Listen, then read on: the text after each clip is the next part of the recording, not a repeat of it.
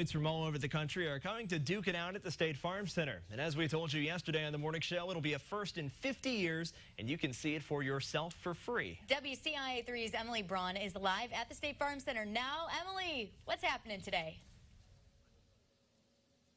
Christy, it's the National Wheelchair Basketball Tournament. So 13 teams from all over the country are coming here to play in the biggest venue they've had in years. And the coaches say because of that, they wouldn't be surprised if this is the biggest turnout they've seen in years, especially since the event is free and with free parking. Wheelchair basketball actually started right here at the University of Illinois, then took off and spread all over the country. And that's another reason why the coaches say it's exciting that the national tournament is coming back home.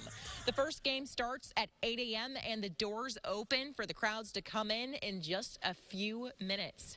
Live in Champaign, Emily Braun, WCIA 3, your local news leader.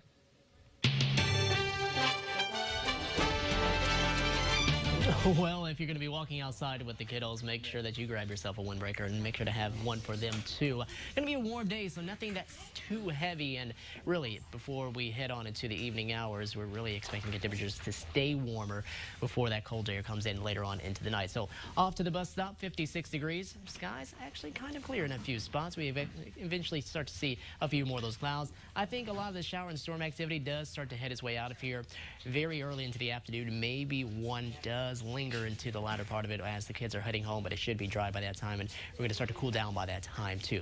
Live look outside on your Roofing Dog iNet Adams Memorial Sky Cam. Yeah, that camera bouncing just a little bit. Winds are now beginning to pick up. That next wave of showers and storms now beginning to lift northward. Not seeing anything from it severe as of yet. We'll continue to keep an eye on it for you, but we are noticing some lightning, so you're going to hear the lightning and thunder, or you're going to see the lightning and hear the thunder as it makes its way in here. Now, after we get done with that, we're expecting to see just a bit more of that sunshine before the thicker clouds come in later into the day with the colder air mass that will settle in here as we head throughout the night. And highs today are going to be about maybe 20 to 25 degrees warmer than they are expected to be for tomorrow as we warm into the mid and upper 60s. Those winds, they are no joke. Southwest between 30 to 55 miles per hour. We'll show you the cooler days ahead for us and show you how it's not too bad of a cool down as we head into the weekend coming up. Christy, Aaron. Adam, thanks. New this morning, a man is in custody after leading authorities on a chase across several counties. 43-year-old Matthew Harkey was taken to the hospital this morning after the chase ended in a crash. Harkey led police through Edgar, Douglas, and Coles counties. He was originally on the run from the Rockford area. Earlier yesterday, officers there say they responded to a possible abduction.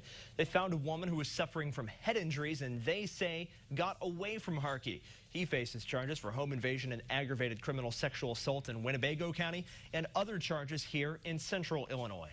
The biggest college admissions scandal ever has dozens of parents who paid to bribe their kids' way into college facing jail time.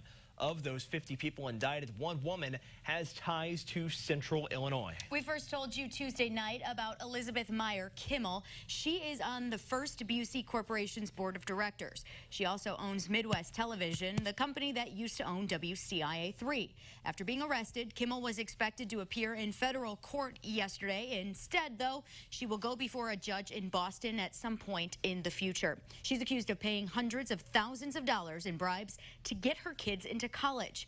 Nearly a dozen pages in an extensive criminal complaint with the Justice Department detail how Kimmel paid to get her daughter into Georgetown and her son into USC. Phone calls between the man who orchestrated the scheme and Kimmel and her husband describe how nearly $500,000 in bribes were handed out to coaches at both universities. A woman in Springfield was killed when her vehicle swerved into a lane with a semi-truck yesterday. It happened on I-55 at the Sangamon Avenue exit. State police say 58-year-old Leanne Schlehan in an exit lane. For unknown reasons, her car swerved into the left lane where the semi was. The semi hit the driver's side door. The woman was pronounced dead at the hospital. New this morning, authorities need your help finding a missing woman from Decatur. In a Facebook post, Christian County Crime Stoppers said they're looking for Sorsha Taylor. They say she could be in the Taylorville area because they say she was there nearly 2 weeks ago. If you have any information, call Christian County Crime Stoppers. That number is on your screen. Also new this morning, one community is fighting back against gun violence. Illinois Public Media, along with the CU Area Project and other organizations, are holding a talk on violence tonight. They'll be discussing what officials should be doing to keep the public safe.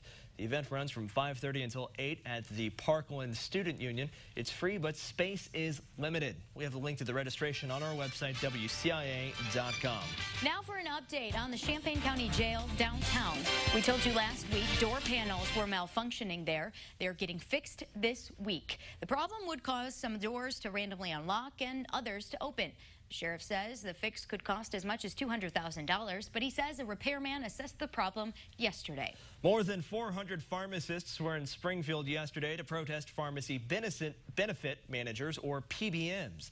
They say the PBMs are intentionally inflating their drug prices to push them to the brink and buy them out. The owner of family-run pharmacies in Decatur and Forsyth say they might only last a few weeks if the state doesn't step in. Lawmakers say they're working on legislation that will outlaw predatory pricing practices. Senator Andy Menard says massive companies like CVS are in a prime position to drive up the cost and stamp out their competition. If this goes unchecked, we will have entire counties in downstate Illinois without a single pharmacist in operation. And the PBMs would say, use your mailbox.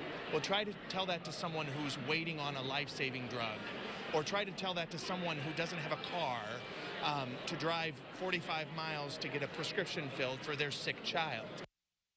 Experts say 15 pharmacies have closed in the last 10 months. That will wrap up the morning show on WCIA 3, but coming up when we make the switch to WCIX for the 7 and 8 o'clock hours of the morning show. Adam Wisniewski's mixing potato chips and veggies for a new dish in today's Kitchen Confidence. But before we get to all of that on the X, let's get one last check of our 7-day forecast with Adam. Yeah, we have a chance of storms today. That'll be here early into the morning, and that should be gone by the afternoon. Of course, the big story will be the big time wind, which picks up as high as maybe 60 miles per hour. It comes out of the south and, well, helps to warm things up to around 67 degrees and gives you a great gas mileage if you're heading north on I-55 or I-57. But other than that, it's going to be really windy. If you're trying to fly a kite today, make sure to try to hold on tightly.